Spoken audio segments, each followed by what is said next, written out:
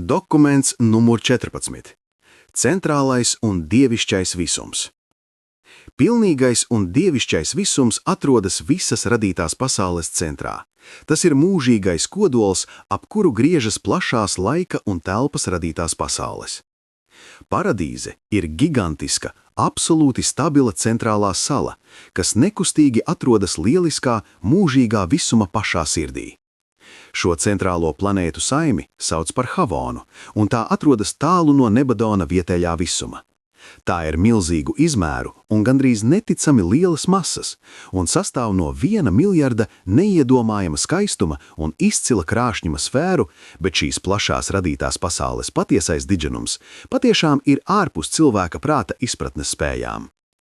Šī ir vienīgā nostabilizētā, pilnīgā un izveidotā pasauļu kopa. Tas ir pilnībā radīts un pilnīgs visums.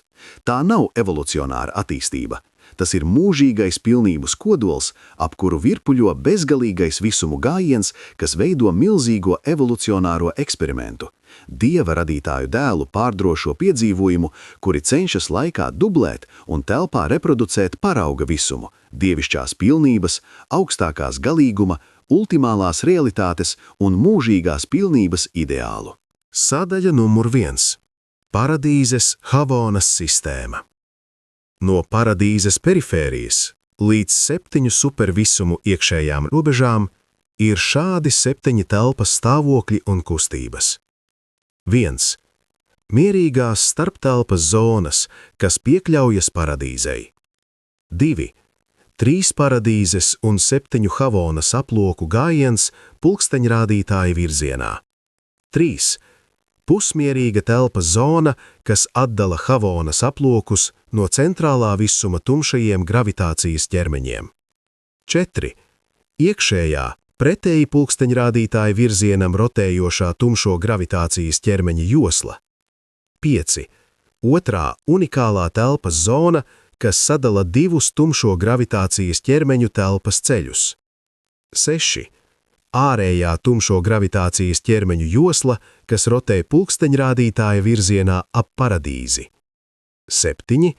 Trešā telpas zona, pusmierīga zona, kas atdala ārējo tumšo gravitācijas ķermeņu joslu no 7 supervisumu visdziļākajiem aplokiem.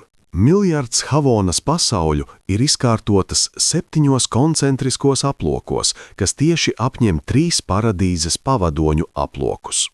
Visiekšējā Havonas aplokā ir vairāk nekā 35 miljoni pasauļu, bet visārējā vairāk nekā 245 miljoni, un starp tiem ir proporcionāls skaits. Katrs aploks ir atšķirīgs, bet visi ir pilnīgi līdzsvaroti un izsmalcināti organizēti, un katru caurauž specializēta bezgalīgā gara pārstāvniecība, viens no 7 aploku gariem. Papildus citām funkcijām, šis bezpersoniskais gars koordinē debesu lietu norisi katrā aplokā. Havonas planētu aploki nav novietoti viens virs otra. To pasaules seko viena otrai kārtotā lineārā gājienā. Centrālais visums griežas ap nekustīgo paradīzes salu vienā plašā plaknē, kas sastāv no 10 koncentriskām stabilizētām vienībām, 3 paradīzes sfēru aplokiem un 7 Havonas pasauļu aplokiem. Fiziski raugoties, Havonas un paradīzes aploki ir viena un tā pati sistēma. To atdalīšana ir funkcionālās un administratīvās nošķiršanas atzišana. Paradīzē laiku neskaita. Secīgu notikumu secība ir raksturīga to būtņu koncepcijai, kas ir centrālās salas pamatiedzīvotāji. Bet laiks ir raksturīgs Havonas aplokiem un daudzām būtnēm, gan debesu, gan zemes izcelsmes, kas tur uzturas. Katrai Havonas pasaulē ir savs vietējais laiks, ko nosaka tās aploks.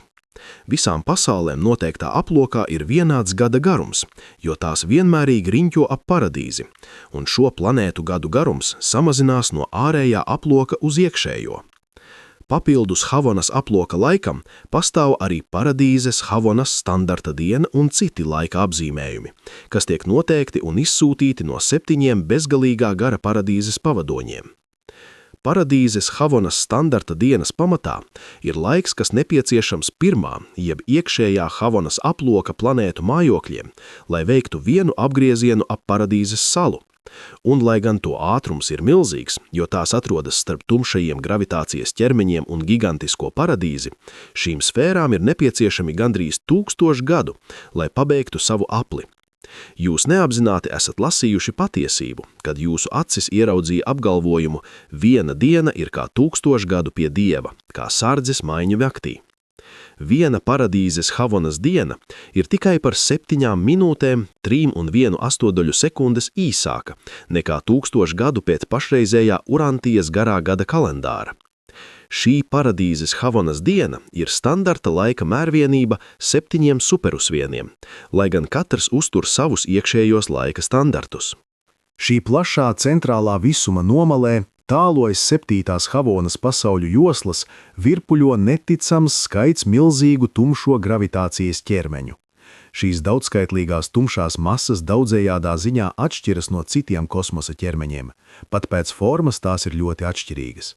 Šie tumšie gravitācijas ķermeņi neatstaro un neabsorbē gaismu, tie nereaģē uz fiziskās enerģijas gaismu, un tie tik pilnīgi apņem un ietin Havona, ka noslēp to pat no tuvējo apdzīvoto laika un telpas visumu skatieniem. Lielo tumšo gravitācijas ķermeņu joslu sadala 2 vienādos eliptiskos aplokos unikāls telpas ielauzums. Iekšējā josla griežas pretēji pulksteņrādītāja virzienam, ārējā griežas pulksteņrādītāja virzienā. Šie mainīgie kustības virzieni, apvienojumā ar tumšo ķermeņu ārkārtējo masu, tik efektīvi līdzsvaro Havonas gravitācijas līnijas, ka padara centrālo visumu par fiziski līdzsvarotu un pilnīgi stabilizētu radītu pasauli. Iekšējā tumšo gravitācijas ķermeņu gājiena izkārtojums ir cauruļveida, sastāvot no 3 apļveida grupējumiem. Šī aploka šķērsgriezums parādītu 3 koncentriskus apļus ar aptuveni vienādu blīvumu. Ārējais tumšo gravitācijas ķermeņu aploks ir izkārtots perpendikulāri, esot 10 000 reižu augstāks par iekšējo aploku. Ārējā aploka augšu plejup diametrs ir 50 000 reižu lielāks nekā šķērs diametrs. Starptelpa, kas pastāv starp šiem 2 gravitācijas ķermeņu aplokiem, ir unikāla, jo nekur citur visā plašajā visumā nekas līdzīgs nav atrodams. Šo zonu raksturo milzīgas augšu plejup vērstas viļņu kustības, un to caurauž milzīgas nezināma veida enerģijas aktivitātes.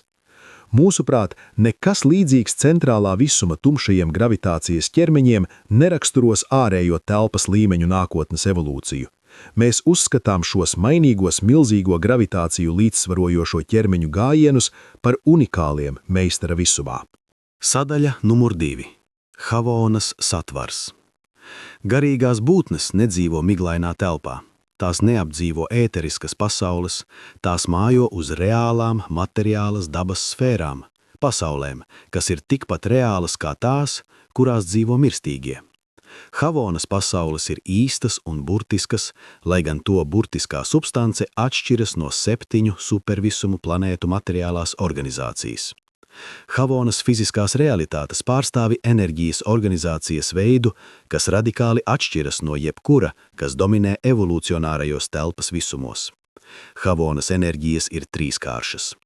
Supervisuma enerģijas matērijas vienībām ir 2kāršs enerģijas lādiņš, lai gan viena enerģijas forma pastāv negatīvā un pozitīvā fāzē. Centrālā visuma radīšana ir 3kārša, 3 vienības. Vietējā visuma radīšana tieši ir 2kārša, to veic radītājs dēls un radošais gars.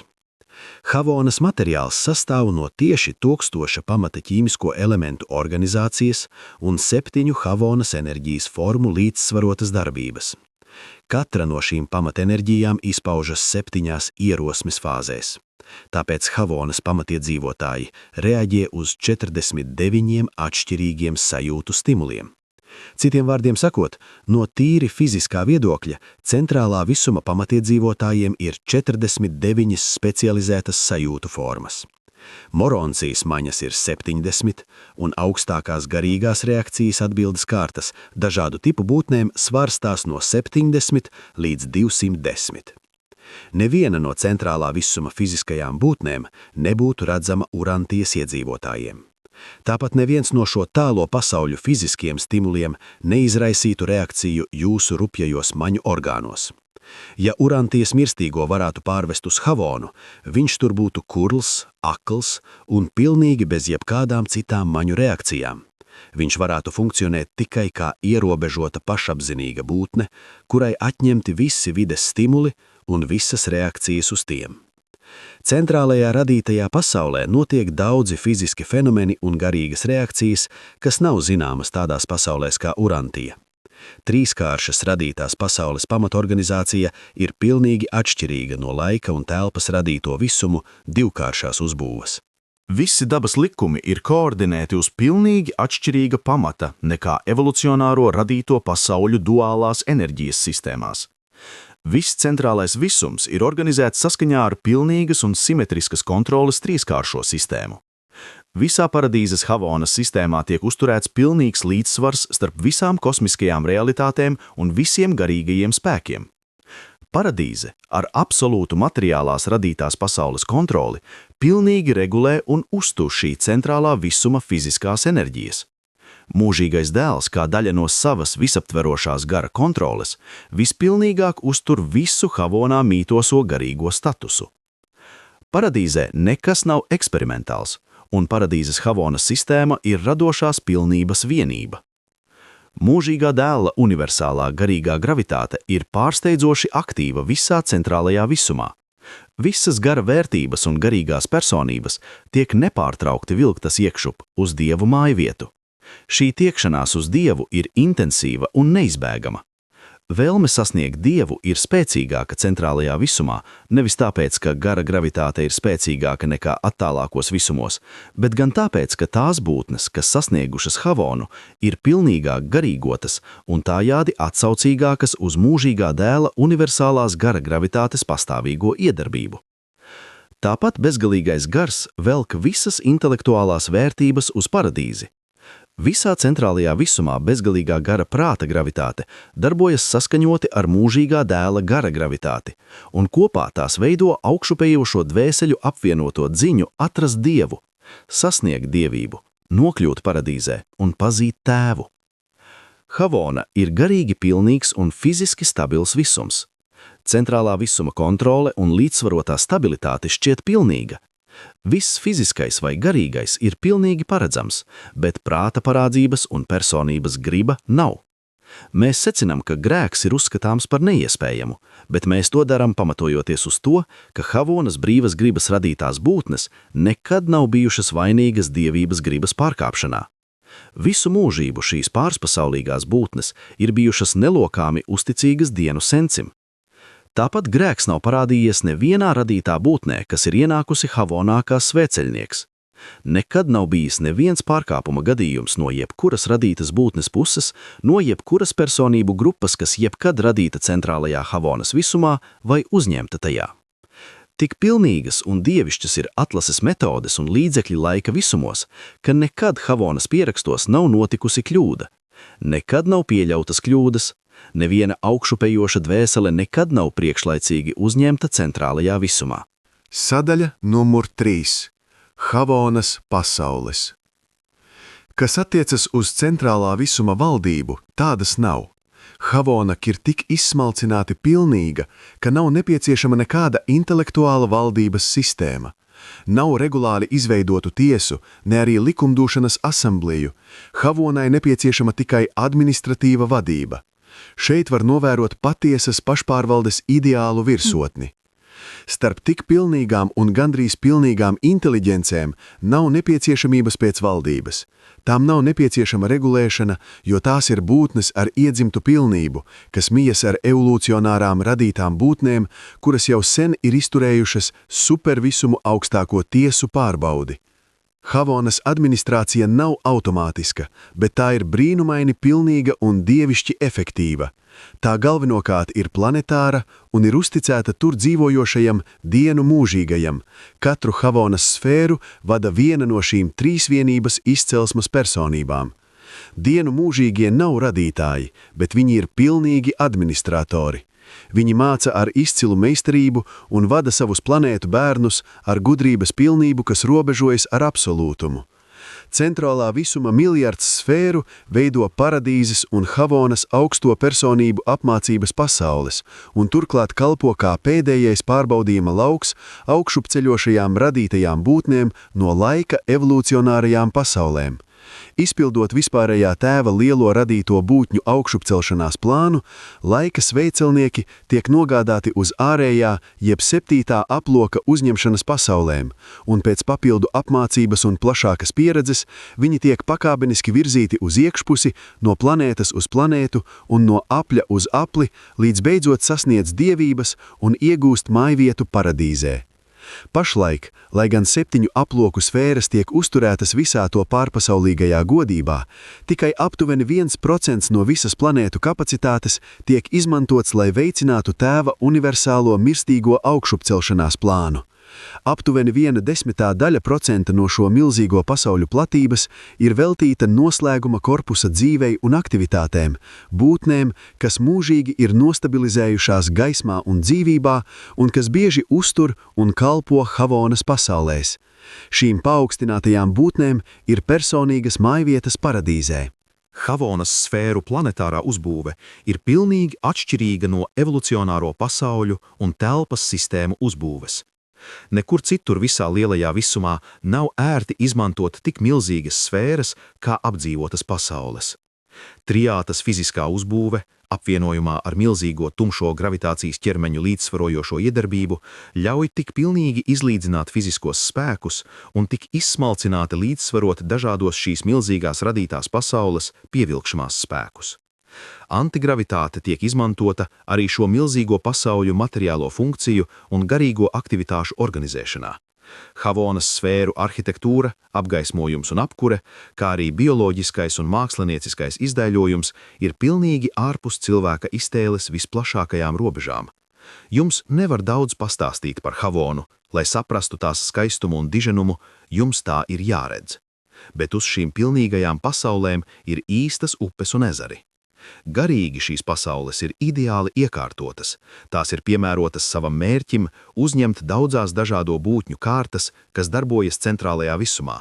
Uz šīm skaistajām pasaulēm notiek daudzveidīgas aktivitātes, kas ir tālu aiz cilvēka saprašanas. Sadaļa numur 4. Centrālā visuma radītās būtnes. Havonas pasaulēs ir 7 pamatveida dzīvās lietas un būtnes, un katra no šīm pamatveidām pastāv 3 atšķirīgās fāzēs. Katra no šīm 3 fāzēm ir sadalīta 70 galvenajos nodalījumos, un katrs galvenais nodalījums sastāv no 1000 mazākiem nodalījumiem, ar vēl citiem apakšnodalījumiem un tā tālāk. Šīs pamatveida dzīvības grupas varētu klasificēt kā materiālās, moronciālās, garīgās, apsonītās, ultimālās, koabsolūtās, absolūtās. Sabrukšana un nāve nav daļa no dzīvības cikla Havonas pasaulēs.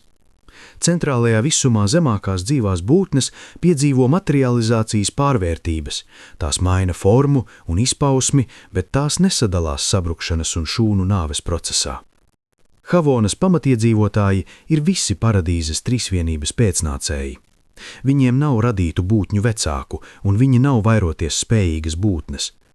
Mēs nevaram attēlot šo centrālā visuma pilsoņu radīšanu, būtnes, kuras nekad nav tikušas radītas. Viss stāsts par Havonas radīšanu ir mēģinājums laika telpas izpratnē ietvert mūžības faktu, kam nav nekāda sakara ar laiku vai telpu, kā to saprot mirstīgais cilvēks. Bet mums jāpiešķir cilvēka filozofijai sākumpunkts. Pat personībām, kas ir daudz augstākas par cilvēka līmeni, ir nepieciešams jēdziens par sākumiem. Tomēr paradīzes Havonas sistēma ir mūžīga. Havonas pamatiedzīvotāji dzīvo uz miljards centrālā visuma sfērām, tādā pašā nozīmē kā citas pastāvīgās pilsonības kārtas dzīvo uz savām dzimtajām sfērām. Tā kā materiālā dēlības kārta vada materiālo, intelektuālo un garīgo ekonomiku miljards vietējās sistēmās supervisumā, tā plašākā nozīmē Havonas pamatiedzīvotāji dzīvo un darbojas uz miljards centrālā visuma pasaulēm. Jūs varētu uzskatīt šos Havonas iedzīvotājus par materiālām radītām būtnēm, tādā nozīmē, ka vārdu materiāls varētu paplašināt, lai aprakstītu dievišķā visuma fiziskās realitātes. Ir dzīve, kas ir Havonas pamatiedzīvotāju dzīve un kam ir nozīme pati par sevi. Havonas iedzīvotāji daudzos veidos kalpo paradīzes nolaižošajiem un supervisuma augšupejošajiem, bet viņi arī dzīvo dzīvi, kas ir unikāla centrālajā visumā un kam ir relatīva nozīme, kas ir pilnīgi atšķirīga no paradīzes vai supervisumiem. Kā evolūcionāro pasauļu ticības dēlu pielūgsme sniedz gandarījumu vispārējā tēva mīlestībai, tā Havonas radīto būtņu paaugstinātā dievināšana piesātina dievišķā skaistuma un patiesības pilnīgos ideālus. Kā mirstīgais cilvēks cenšas darīt dieva viļu, tā šīs centrālā visuma būtnes dzīvo, lai apmierinātu paradīzes trīsvienības ideālus. Savā būtībā tās ir dieva viļa. Cilvēks priecājas par dieva labestību, Havonas iedzīvotāji gavilē par dievišķo skaistumu, kamēr jūs abi baudat dzīvās patiesības brīvības kalpošanu. Havonas iedzīvotājiem ir gan izvēles tagadnes, gan nākotnes neatklāti likteņi. Un ir Havonas pamatiedzīvotāju progresija, kas ir raksturīga centrālajam visumam. Progresija, kas neietver ne augšupcelšanos uz paradīzi, ne iekļūšanu supervisumos. Šo progresiju uz augstāku Havonas statusu var ierosināt šādi. Pieredzes progress no 1. uz 7. aploku, progress no 7. uz 1. aploku, iekšējā aploka progress, progresija noteiktā aploka pasaulēs. Papildus Havonas pamatiedzīvotājiem, centrālā visuma iedzīvotāji ietver daudzas parauga būtņu klases dažādām visuma grupām, padomdevējus, direktors un skolotājus savam veidam un savējiem visā radītajā pasaulē.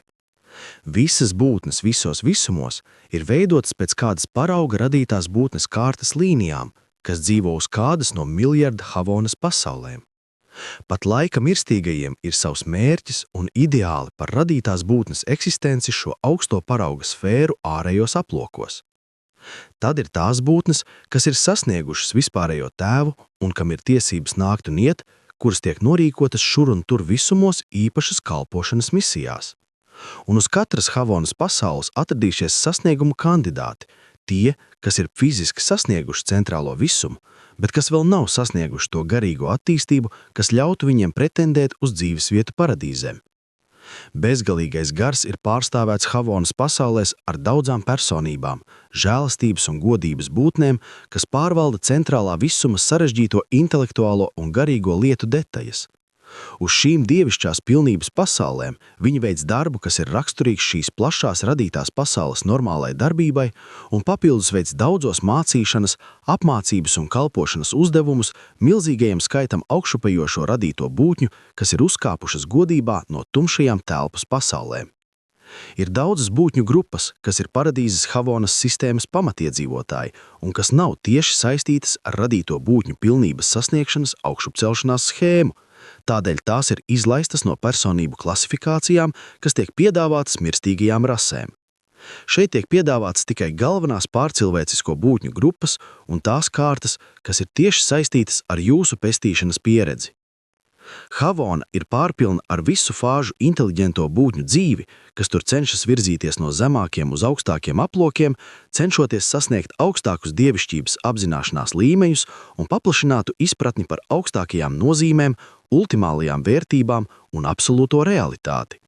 Sadaļa numur 5. Dzīve Havonā.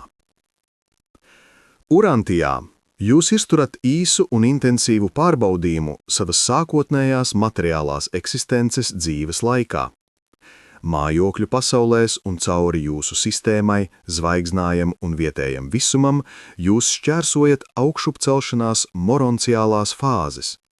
Supervisuma apmācības pasaulēs jūs izietat patiesās gara progresijas stadijas un tiekat sagatavoti eventuālai pārējai uz Havonu. 7 Havonas aplokos jūsu sasniegums ir intelektuāls, garīgs un pieredzes. Un uz katras no šo aploku pasaulēm ir jāpaveic noteikts uzdevums. Dzīve centrālā visuma dievišķajās pasaulēs ir tik bagāta un pilna, tik pilnīga un pārpilna, ka tā pilnībā pārsniedz cilvēka priekšstatu par jebko, ko radīta būtne varētu piedzīvot. Šīs mūžīgās radītās pasaules sociālās un ekonomiskās aktivitātes ir pilnīgi atšķirīgas no materiālo radīto būtņu nodarbēm, kas dzīvo evolucionārās pasaulēs, piemēram, Urantijā. Pat Havonas domāšanas tehnika atšķiras no domāšanas procesa Urantijā. Centrālā visuma noteikumi ir atbilstoši un raksturīgi dabiski. Uzvedības noteikumi nav patvaļīgi. Katrā Havonas prasībā atklājas taisnīguma pamatojums un taisnīguma likums. Un šie 2 faktori kopā ir līdzvērtīgi tam, ko Urantijā sauktu par godīgumu. Kad jūs ieradīsieties Havonā, jūs dabiski izbaudīsiet darīt lietas tā, kā tās būtu jādara. Kad inteliģentās būtnes pirmo reizi sasniedz centrālo visumu, tās tiek uzņemtas un izmitinātas 7. Havonas aploka izmēģinājumu pasaulē. Kad jaunpienācēji progresē garīgi, sasniedz savas supervisuma meistara gara identitātes izpratni, viņus pārceļ uz 6. aploku. No šiem izkārtojumiem centrālajā visumā ir nosaukti progresa apļi cilvēka prātā. Pēc tam, kad augšupējošie ir sasnieguši augstākā realizāciju un tādēļādi ir sagatavoti dievības piedzīvojumam, viņus aizved uz 5. aploku. Un pēc bezgalīgā gara sasniegšanas viņus pārceļ uz 4. Pēc mūžīgā dēla sasniegšanas viņus pārceļ uz 3. Un, kad viņi ir atzinuši vispārējo tēvu, viņi dodas uzturēties 2. pasauļu aplokā, kur viņi labāk iepazīstās ar paradīzes saimēm. Ierašanās 1. Havonas aplokā nozīmē laika kandidātu pieņemšanu paradīzes dienestā. Nenoteikti ilgi, atkarībā no radītās būtnes augšupceļošanas ilguma un rakstura, viņi uzkavēsies iekšējā progresīvās garīgās sasniegšanas aplokā. No šī iekšējā aploka augšupējošie svētcelnieki dodas iekšup uz paradīzes mājvietu un tiek uzņemti noslēguma korpusā. Uzturēšanās laikā Havonā kā augšupceļojošs svētcelnieks jums būs atļauts brīvi apmeklēt jūsu norīkotā aploka pasaules. Jums būs atļauts arī atgriezties uz to aploku planētām, kuras jūs iepriekš esat šķērsojuši. Un tas viss ir iespējams tiem, kas uzturas Havonas aplokos bez nepieciešamības tikt supernafimētiem. Laika svētcelnieki spēj aprīkot sevi, lai šķērsotu sasniegto telpu, bet tiem ir jāpaļaujās uz noteikto tehniku, lai pārvietotos nesasniegtajā telpā. Svētcelnieks nevar pamest Havonu vai doties tālāk par savu norīkoto aploku bez transporta supernafīma palīdzības. Šajā plašajā centrālajā radītajā pasaulē ir atsvaidzinoša oriģinalitāte. Izņemot matērijas fizisko organizāciju un inteliģento būtņu un citu dzīvo būtņu pamatkārtu fundamentālo uzbūvi, starp Havonas pasaulēm nav nekā kopīga. Katra no šīm planētām ir oriģināla, unikāla un ekskluzīva radība. Katra planēta ir nepārspējams, izcils un pilnīgs ražojams. Un šī individualitātes daudzveidība attiecas uz visām planetārās eksistences fiziskajām, intelektuālajām un garīgajām iezīmēm. Katra no šīm miljards pilnības sfērām ir izstrādāta un izdaiļota saskaņā ar tur dzīvojošā dienu mūžīgā plāniem. Un tieši tāpēc neviena no tām nav līdzīga citai. Tikai tad, kad jūs šķērsosiet pēdējo no Havonas aplokiem un apmeklēsiet pēdējo no Havonas pasaulēm, jūsu karjerā izzudīs piedzīvojuma tonus un zinātkāres stimuls. Un tad mūžības dziņa, virzības impulss aizstās savu priekšteci, laika piedzīvojuma vilinājumu. Monotonija liecina par radošās iztēles nenobriedumu un intelektuālās koordinācijas neaktivitāti ar garīgo apdāvinājumu. Līdz brīdim, kad augšupējošs mirstīgais sāk pētīt šīs debesu pasaules, viņš jau ir sasniedzis emocionālo, intelektuālo un sociālo, ja ne garīgo briedumu. Jūs ne tikai sastapsieties ar neiedomājamām pārmaiņām, virzoties no aploka uz aploku Havonā, bet jūsu pārsteigums būs neizsakāms progresējot no planētas uz planētu katrā aplokā. Katra no šīm miljards studiju pasaulēm ir īsta pārsteigumu universitāte. Nepārtraukts pārsteigums, bezgalīgs brīnums ir to pieredze, kas šķērso šos aplokus un apceļo šīs gigantiskās sfēras. Monotonija nav daļa no Havonas karjeras. Mīlestība pret piedzīvojumiem, zinātkāre un bailes no monotonijas, šīs evolucionējošās cilvēka dabai raksturīgās iezīmes, nav ieliktas jūsos tikai tāpēc, lai jūsu kaitinātu un traucētu jūsu īso uzturēšanās laiku uz zemes, bet gan lai norādītu, ka nāve ir tikai bezgalīgas piedzīvojumu karjeras sākums, mūžīga gaidu dzīve, mūžīgs atklājumu ceļojums. Zinātkāre, izpētes gars, atklājumu dziņa, izpētes dzinulis ir daļa no evolucionāro telpas radīto būtņu iedzimtā un dievišķā apdāvinājuma. Šie dabiskie impulsi jums nav doti tikai tam, lai tos apspiestu un nomāktu. Tiesa, šīs ambiciozās dziņas bieži ir jāierobežo jūsu īsās dzīves laikā uz zemes. Bieži ir jāpiedzīvo vilšanās, bet tās tiks pilnībā realizētas un krāšņi apmierinātas nākamajos garajos laikmetos. Sadaļa numur 6. Centrālā visuma mērķis. 7 aploku Havonas darbības diapazons ir milzīgs. Kopumā tās var aprakstīt kā havonālās, paradīziskās, augšupejoši galīgās, augstākā ultimālā evolucionālās. Daudzas supergalīgās aktivitātes notiek pašreizējā visuma laikmeta Havonā, ietverot neskaitāmas apsonītes un citas prāta un gara funkciju daudzveidības. Iespējams, ka centrālais visums kalpo daudziem mērķiem, kas man nav atklāti, jo tas darbojas daudzos veidos, kas pārsniedz radītā prāta sapratni.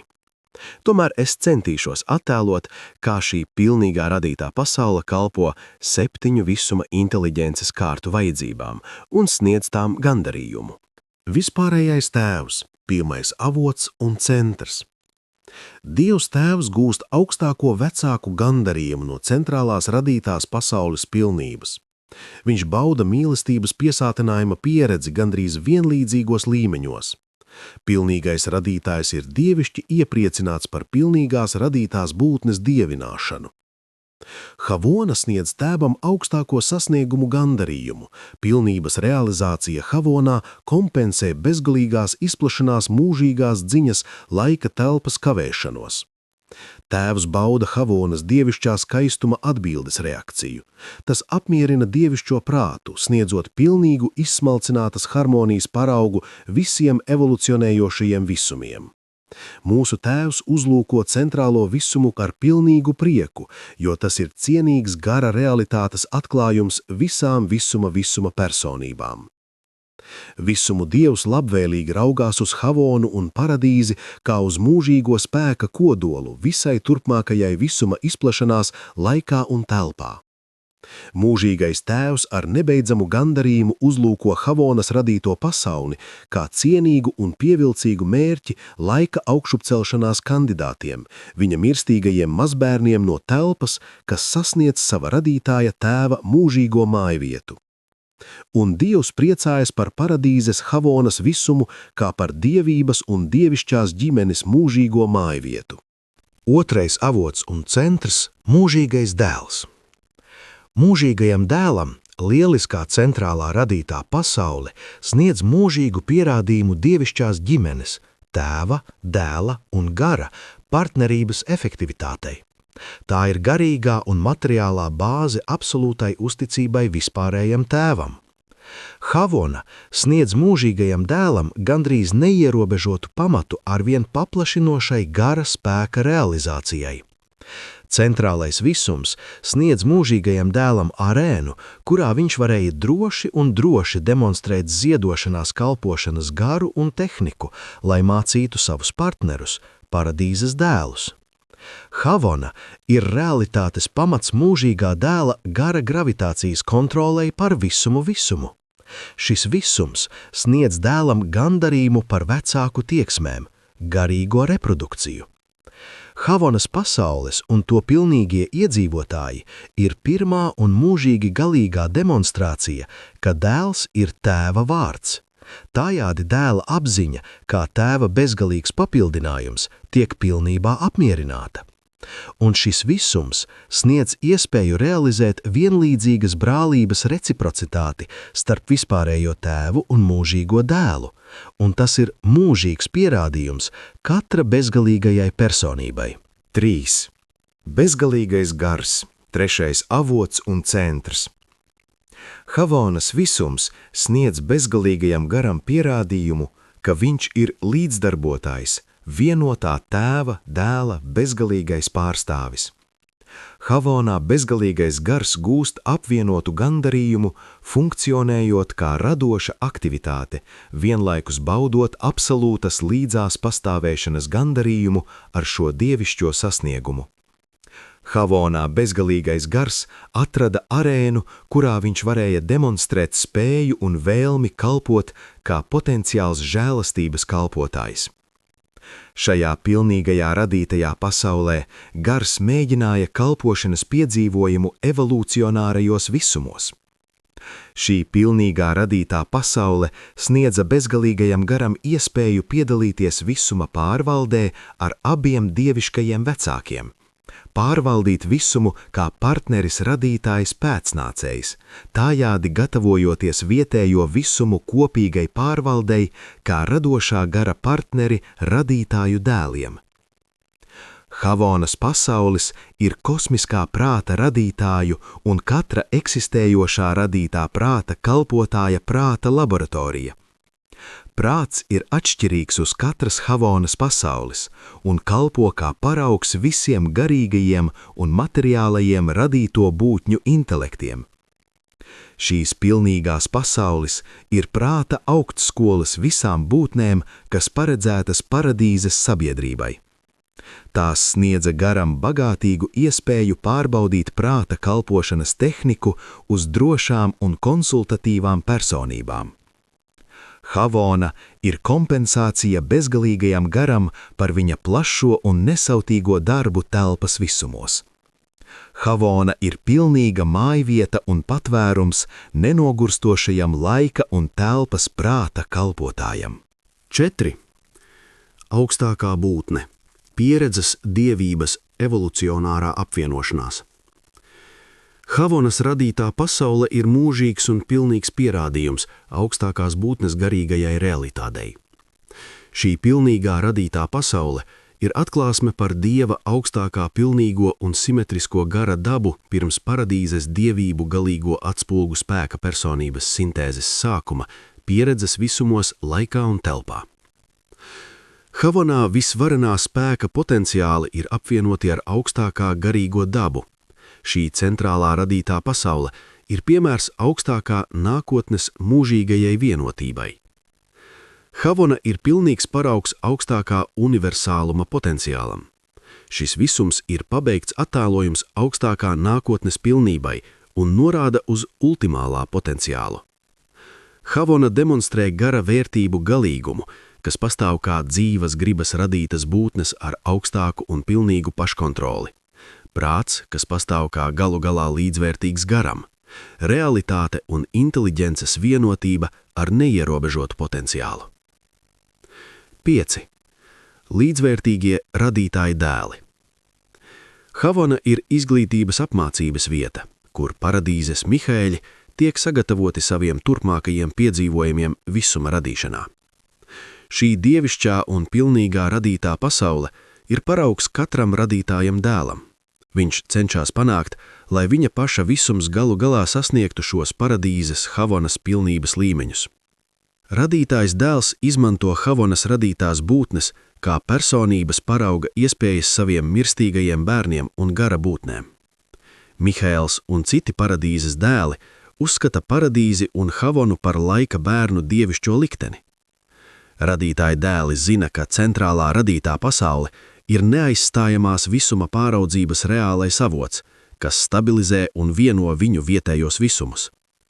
Viņi zina, ka augstākā un ultimālā personīgā klātbūtne ar tās pastāvīgo ietekmi ir Havonā. Havona un paradīze ir Mihaela dēla radošā spēka avots. Šeit mīt būtnes, kas sadarbojas ar viņu visuma radīšanā. No paradīzes nāk visuma mātes gari, vietējo visumu līdzradītājas.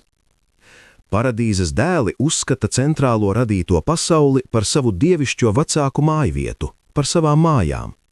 Tā ir vieta, kur viņi ar prieku atgriežas atkal un atkal.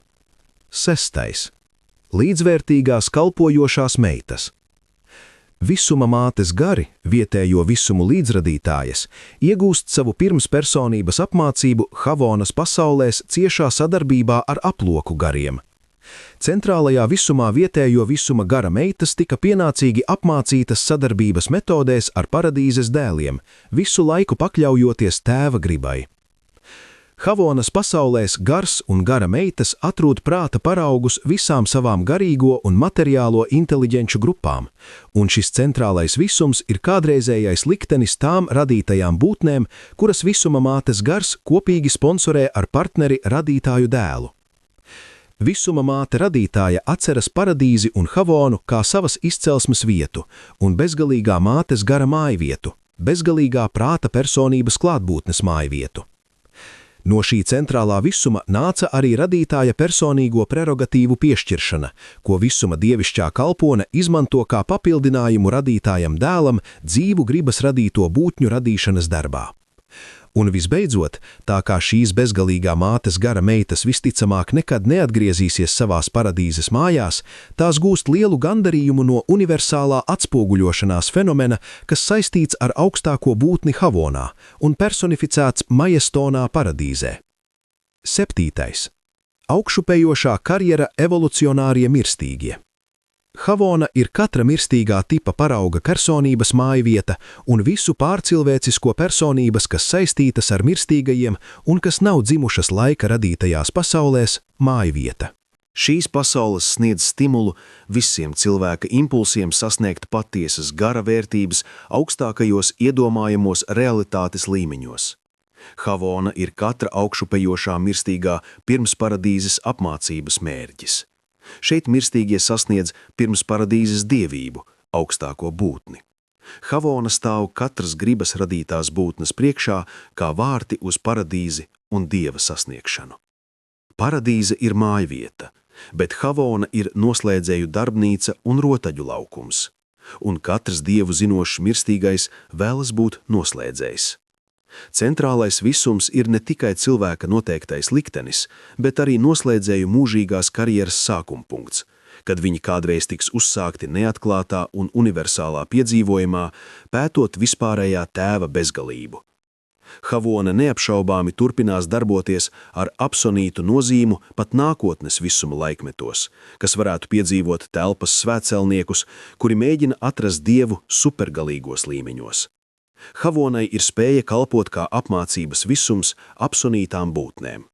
Tā iespējams būs beigu skola, kad 7 supervisumi darbosies kā vidusskola ārējās telpas pamatskolu absolventiem, un mēs sliedzamies uzskatīt, ka mūžīgās Havonas potenciāli ir patiešām neierobežoti, ka centrālajam visumam ir mūžīga spēja kalpot kā pieredzes apmācības visums visiem pagātnes, tagadnes vai nākotnes radīto būtņu tipiem. Iesniedzis gudrības pilnveidotājs, ko šādi darboties pilnvarojuši dienu senči Uversā.